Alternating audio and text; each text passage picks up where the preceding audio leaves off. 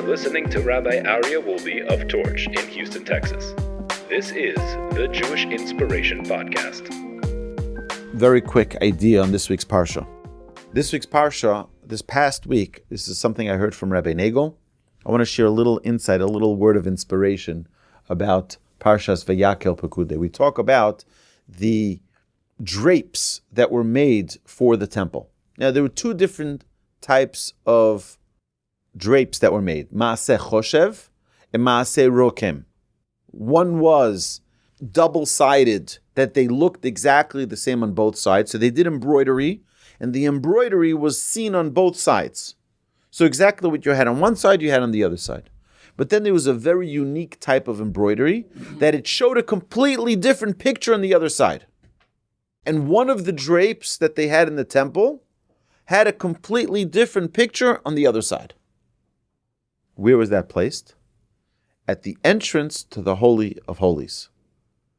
Entrance of the Holy of Holies. Let me ask you a question. When was the Holy of Holies used? One time. One time a year it was used. How was it used? The Kohen Gadol, the high priest, would go in, do his service there, walk out backwards, and he was finished his service. Turns out that that drape that was at the doorway would never ever be seen by a human being. Because the Kohen would walk in, walk out backwards, he would never even see the drape of the entrance that was behind him. So what's the point of having a drape that has a unique image facing the inside of the Holy of Holies that's never ever seen by anyone? Who needs it? Why is it important for us that Hashem says you're going to have a special drape which is going to have a different image that we're never even going to see? What's the point? Rabbi Nagel said an amazing idea. He said that sometimes we need to recognize that the things that we think are valuable or not valuable is completely different in the eyes of Hashem. Our sages teach us that we don't know the value of a mitzvah. We don't understand the value of a mitzvah. We think, this mitzvah is worth 10 points. That mitzvah is worth 2 points. This mitzvah is worth 30 points. This mitzvah is worth 7 points. We have no idea. We think maybe because of the hardship, lefum tzara agra, according to the pain, according to the difficulties, the reward. So we think that we understand how exactly these mitzvahs are tallied up. But the truth is, it's not the case at all. The truth is that our perspective is very different sometimes than the perspective of God. Not only that, but Hashem's perspective of us is sometimes very, very different than the perspective we have of ourselves. You know what that means? That means we look at ourselves and we say, I can't do that. I'm not talented enough for that. I don't have the skills to succeed in that area. We are limiting ourselves. Hashem has a different perspective of us. What we value as a 2, Hashem could be valuing as 200. Like me, I just did a little mitzvah. I did nothing. Do you know how much Hashem values that? They say a story about a person who became religious, and they asked him, what was your journey of becoming religious? What was your journey? How did you become religious? You grew up secular. This guy grew up secular in the United States in some any town USA. Jewish parents, no religion. Sadly, there are many, many, many of those. They asked him, how did you become religious? He said, I'll tell you. I was traveling, backpacking around the world. I ended up at the Western Wall in Jerusalem. No connection. My people, I know, but I feel no connection to it. He says, I saw an old man, an old Jerusalemite, a Yerushalmi Jew, praying at the Western Wall with such fervor, with such delight, with such piety. I said, there has to be something to this. Look at this guy. He's just praying at the wall, and he's with such diligence, with such devotion, with such love. There has to be more to this. So I started inquiring. I started looking around. And I ended up at a yeshiva. I ended up learning and realizing the beauty of our Torah. And today, this person is married with children, grandchildren already, observant of Shabbat, observant of mitzvot. Now imagine that old man standing at that wall. What was he doing? He was praying. He comes up to heaven, and they open up the red carpet for him. He says, for me? What are you opening the red carpet for me? I'm a simple nobody. I'm a little shopkeeper. I had my little business. I did my little thing. Red carpet? That's not me. I'm a nobody. I'm like, no, look at all the Shabbos. Look at all the mitzvahs.